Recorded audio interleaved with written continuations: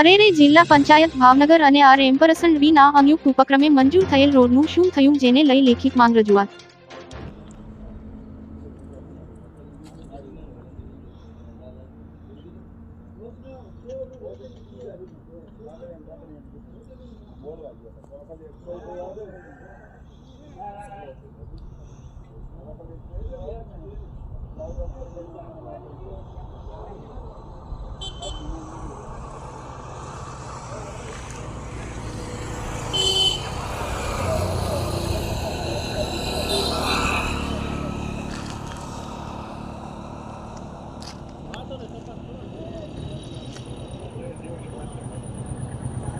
કનારથી ઝાડિયા સુધીમાં બનાવવાનો એ રોડનું દિવાળી પહેલા ખાતમુહૂર્ત કરવામાં આવ્યું અને સરગામના પાટીથી ખાતમુહૂર્ત કરવામાં આવ્યું હતું અને ખાતમુહૂર્ત થયું અને લગભગ આજે 5 મહિના થઈ ગયા પણ હજુ સુધી રોડ શરૂ કરવામાં આવ્યો નથી. એટલે અહીંયા જગ્યા ઉપર તાત્કાલિક ધોરણે શરૂ કરવામાં આવ્યું.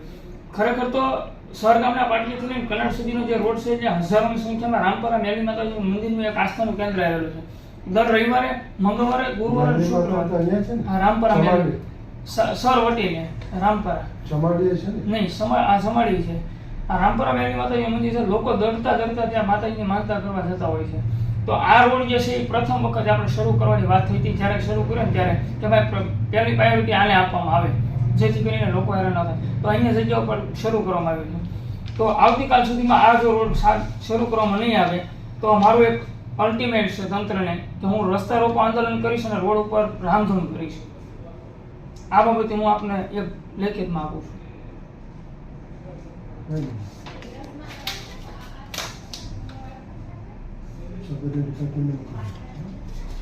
દેવરાજભાઈ ભીમાભાઈ બુધિલિયા, હું સર ગામનો રહેવાસી છું.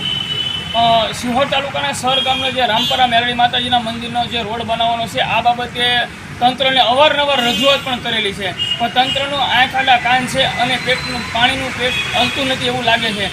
આ બાબતે વરિષ્ઠ પત્રકાર અમારા હરીશભાઈ પવાર દ્વારા પણ સ્વાગત ફરિયાદ નિવારણ કાર્યક્રમની અંદર પણ આ પ્રશ્ન લેવામાં આવ્યો હતો. તેમજ અમારા નિષ્ઠાવાન પત્રકાર એવા કેશુભાઈ સોલંકી દ્વારા પણ આ પ્રશ્નને અવારનવાર મૌખિકમાં પણ રજૂઆત કરવામાં આવી છે, પણ છતાં પણ તંત્રને કોને ખબર પેટનું પાણી હલતું નથી. ત્યારે સિહોર તાલુકાના સર ગામે જે રામપરા મેરડી માતાજીનું મંદિર આવેલું છે, તે માતાજીના મંદિરે હજારોની સંખ્યામાં ભક્તજનો દર્શન માટે જતા હોય છે. દરતા માતાજીની માનતાઓ પણ કરવા માટે જતા હોય છે. ત્યારે આ રોડ બનાવવા માટે તાત્કાલિક ધોરણે અમે તંત્રને અવારનવાર પણ રજૂઆત કરવામાં આવી છે, પણ કયા કારણોસર અંગત રાગદ્વેષ રાખીને આ રોડનું કામ શરૂ કરવામાં આવ્યું નથી.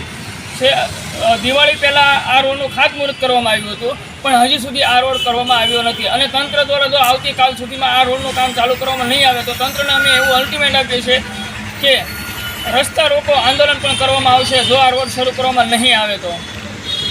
સાહેબજી, કયું રાજકારણ આડું આવ્યું?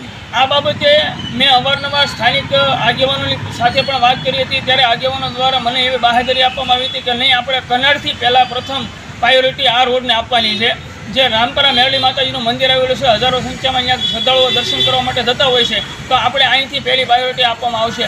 પણ કોઈ કારણોસર રાજકીય આગેવાનોને દબાણ કે શું થયું એ મને ખબર નથી, પણ બીજી સ્થળ ઉપર આ રોડનું તાત્કાલિક ધોરણે કામ શરૂ કરવામાં આવ્યું છે.